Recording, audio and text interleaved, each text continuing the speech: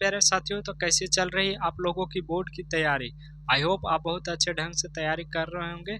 तो चलिए आज की इस वीडियो में हम बात करेंगे सोशल साइंस का मोस्ट इम्पोर्टेंट ऑब्जेक्टिव क्वेश्चन, जो भी इस साल यानी कि 2026 में बिहार बोर्ड की मैट्रिक की परीक्षा देने वाले उनके लिए बहुत ही मोस्ट इम्पोर्टेंट ऑब्जेक्टिव क्वेश्चन हम लेके आए हैं। तो इसलिए आप वीडियो को लास्ट तक जरूर देखिएगा। चलिए हम पहला क्वेश्चन की ओर बढ़ते हैं। पहला क्वेश्चन हमारा आता है, यहाँ पर देखिए पहला क्वेश्चन है, यूरोप के मरीज किसे कहा जाता है। यूरोप का मरीज, ये बहुत मोस्ट इम्पोर्टेंट ऑब्जेक्टिव क्वेश्चन है। यूरोप का मरीज कहा जाता है तुर्की को। ऑप्शन ए इसका बिल्कुल करेक्ट आंसर हो जाएगा। चलिए प्रश्न संख्या 2 की ओर बढ़ेंगे। प्रश्न संख्या 2 यहाँ पर है, 1871 में कौन सी संधि यहाँ पर हुई थी। 1871 में यहाँ पर फ्रैंकफर्ट की संधि हुई थी। कौन सी संधि हुई थी? फ्रैंकफर्ट की संधि हुई थी। चलिए आगे बढ़ेंगे। क्वेश्चन नंबर 3, कार्ल मार्क्स की जन्म कब हुआ, कहाँ हुआ। कार्ल मार्क्स की जन्म कहाँ हुआ? तो जर्मनी में हुआ। कार्ल मार्क्स की जन्म कहाँ हुआ? तो जर्मनी में हुआ। और इनका पुस्तक का नाम आपको पता ही होगा, दास कैपिटल, एक बहुत पूछता है बिहार बोर्ड में। आगे बढ़ेंगे। चौथा नंबर क्वेश्चन, नई आर्थिक नीति किसने लागू की। नई आर्थिक नीति यहाँ पर लेनिन ने लागू की। ऑप्शन ए बिल्कुल इसका करेक्ट आंसर हो जाएगा। आगे बढ़ेंगे। 5वां नंबर क्वेश्चन, कंबोडिया की राजधानी कहाँ है। यानी कि कंबोडिया की राजधानी कहाँ है। ये क्वेश्चन बहुत सारे बच्चे गलती मार के आते हैं, हनोई।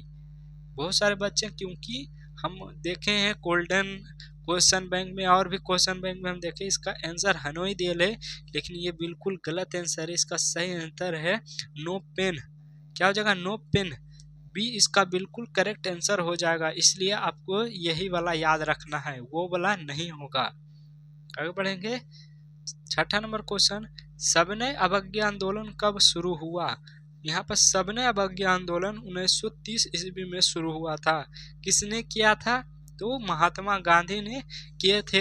किस यात्रा से किए थे? तो दांडी यात्रा से। यहाँ पर सविनय अवज्ञा आंदोलन की शुरुआत दांडी यात्रा से 1930 ईस्वी में महात्मा गांधी के द्वारा शुरू किया गया था। आगे बढ़ेंगे।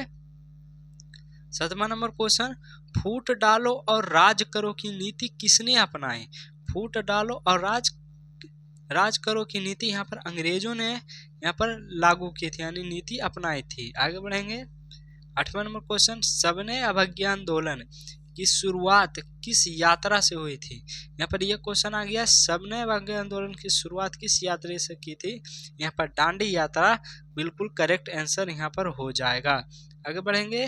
9 नंबर क्वेश्चन, जलियांवाला बाग हत्याकांड कब हुआ था।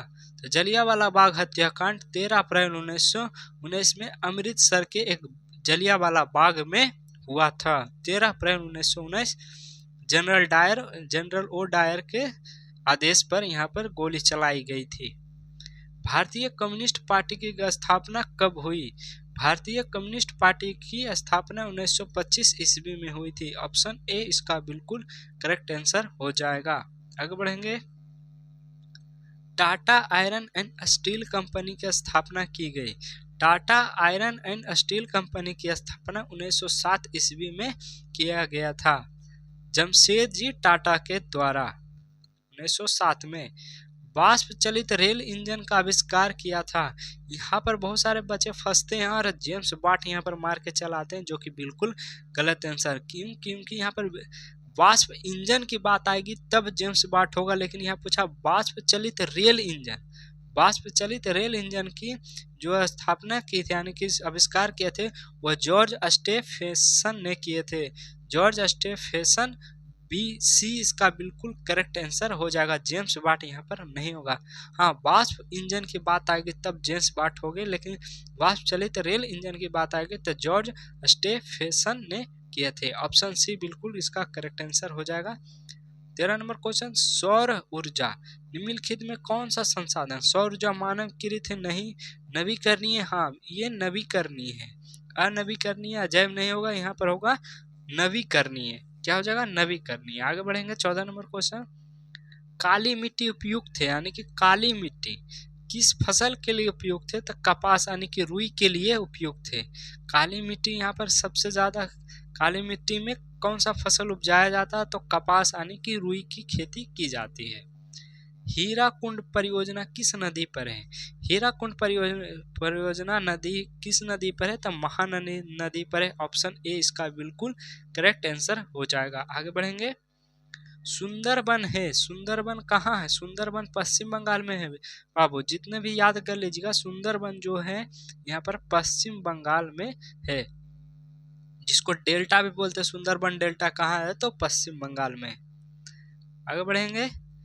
किस खनिज के उद्योगों का जननी कहा जाता है? किस खनिज को उद्योगों का जननी कहा जाता है? यानी कि उद्योग सबसे शुरू हुआ था लोहा से, और लोहा से उसके बाद सारे खनिज को निकाला गया था। सबसे उद्योगों का जननी कहा जाता है लोहा को। आगे बढ़ते हैं।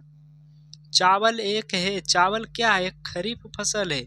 चावल एक क्या है? खरीफ फसल है, जो कि मई जून में लगाया जाता है और नवंबर दिसंबर में इसकी कटाई हो जाती है। जैसे कि अभी इसकी कटाई चल रही होगी आप लोग के गांव में भी और हम सब के गांव में, यानी कि पूरे बिहार में जहाँ भी चावल की खेती होती है, जिसको धान बोलते हैं, धान से ही चावल निकलता है। चावल की कटाई अभी चल रही होगी और बरसात के मौसम में यहाँ पर खरीफ फसल का बुआई हो जाता है, यानी कि चावल का। भारत का सबसे बड़ा बंदरगाह, तो भारत का सबसे बड़ा बंदरगाह यहाँ पर है मुंबई में। कहाँ पर है? मुंबई में। भारत का सबसे बड़ा बंदरगाह यहाँ पर मुंबई में है। आगे बढ़ेंगे। 20 नंबर क्वेश्चन। भारत का सबसे बड़ा रेलवे क्षेत्र कौन सा है? तो उत्तर रेलवे क्षेत्र भारत का सबसे बड़ा रेलवे क्षेत्र है, उत्तर रेलवे क्षेत्र। भारत का सबसे बड़ा रेलवे क्षेत्र कौन सा है? उत्तर रेलवे क्षेत्र। बिहार में कुल कितने जिले हैं? बिहार में बच्चा जानता है, बिहार में कुल 38 जिले हैं। बिहार बोर्ड में पूछा है दो बार 3 बार पूछा है कि बिहार में कुल कितने जिले हैं? तो 38 जिले हैं।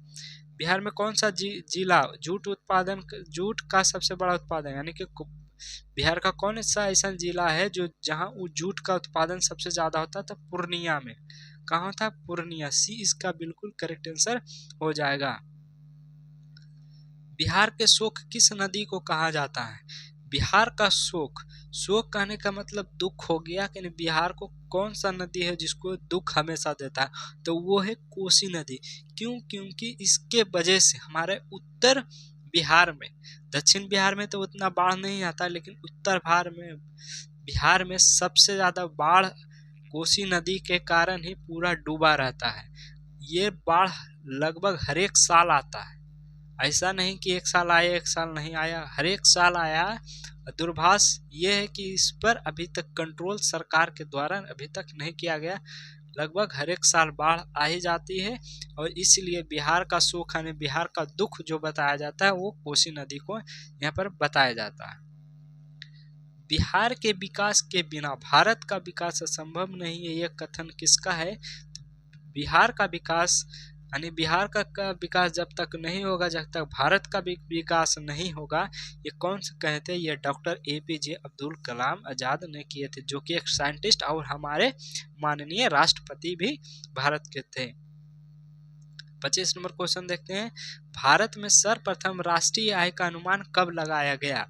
भारत में प्रथम राष्ट्रीय आय लगाया गया 1868 ईस्वी में, जो कि दादा भाई नौरोजी द्वारा लगाया गया था। दादा भाई नौरोजी, याद रखिएगा, दादा भाई नौरोजी ने 1868 ईस्वी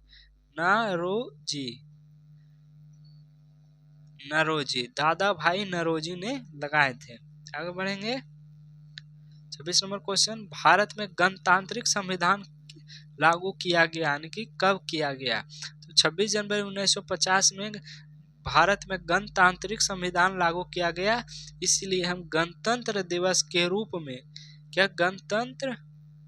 गणतंत्र दिवस के रूप में 26 जनवरी को प्रतिवर्ष हम गणतंत्र दिवस यहाँ पर मनाते हैं। क्यों? क्योंकि गणतांत्रिक संविधान लागू किया गया था 26 जनवरी 1950 ईस्वी में।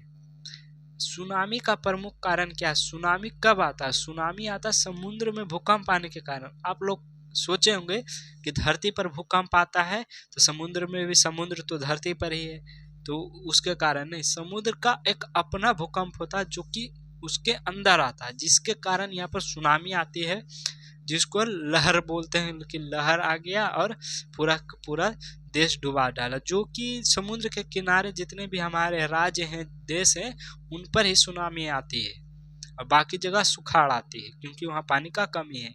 बाढ़ का प्रमुख कारण क्या? जल की अधिकता, नदी के तल मनमों का निक्षेपण, वर्षा की अधिकता। इसलिए इसका सही आंसर ऑप्शन डी इसका बिल्कुल करेक्ट आंसर हो जाएगा, क्योंकि ये तीनों के कारण ही बाढ़ आता है। अगला क्वेश्चन, सुखाड़। सुखाड़ कब आएगा? जब जल का अभाव होगा, यानी कि जल की कमी होगी, जो कि दक्षिणी बिहार में होता है। उल्टा बिहार में दोनों का दुख है, उत्तरी बिहार में बाढ़ आ जाता है, दक्षिणी बिहार में यहाँ पर सुखाड़ आ जाता है। आगे बढ़ेंगे, 30 नंबर क्वेश्चन, भारत में वोट देने के लिए न्यूनतम आयु क्या है? भारत में वोट देने के लिए न्यूनतम आयु 18 वर्ष है। जब तक आप 18 वर्ष के नहीं हो जाएंगे, ना ही आप गाड़ी चला सकते हैं, ना ही आप वोट दे सकते हैं। ऐसे चलाने को चला सकते हैं, लेकिन उसमें अगर यदि आप पुलिस के द्वारा पकड़े गए तो आपको बहुत लंबा खासा चालान यहाँ पर भुगतना पड़ेगा। लेकिन वोट नहीं दे सकते बिना 18 साल के, और वोटर आईडी के बिना नहीं दे सकते।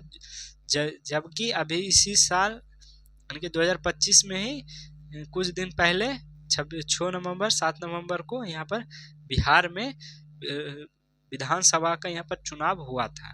तो जिनका जिनका वोटर आईडी था वही वोट दे सकते, ऐसा नहीं कि 18 साल हो गए तो कोई भी वोट दे सकते, ऐसा बिल्कुल नहीं है। तो इस प्रकार से हम जितने भी सोशल साइंस का मोस्ट ऑब्जेक्टिव क्वेश्चन थे सभी का सभी करा चुके हैं। कल हम मिलेंगे प्यारे भाइयों, हिंदी का मोस्ट इम्पोर्टेंट ऑब्जेक्टिव पढ़ेंगे। अब आप लोग जरूर कमेंट में बताइएगा कि 30 में से आपका कितना सही गया, 30 क्वेश्चन में आपका कितना सही गया। और हम एक वीडियो और लाएंगे जिसमें हम 50 ऑब्जेक्टिव करवाएंगे, और एक वीडियो आएगा, धीरे धीरे पढ़ेंगे, हौले हौले पढ़ेंगे। एक वीडियो में फिर 80 क्वेश्चन कवर करेंगे। अभी 30 डेली याद कीजिए, फिर धीरे धीरे हम बढ़ेंगे 50 फिर 80 डेली। ऐसा में थोड़ा थोड़ा पढ़ेंगे तो कम लोड पड़ेगा और अच्छे ढंग से यहाँ पर पढ़ेंगे। तो बताइएगा जरूर आप कमेंट बॉक्स में कि 30 में आपका कितना सही गया, और आपकी अगली वीडियो यानी कि कौन सा टॉपिक पर चाहिए। तो चलिए मिलते हैं नेक्स्ट वीडियो में, जब तक के लिए जय हिंद जय भारत।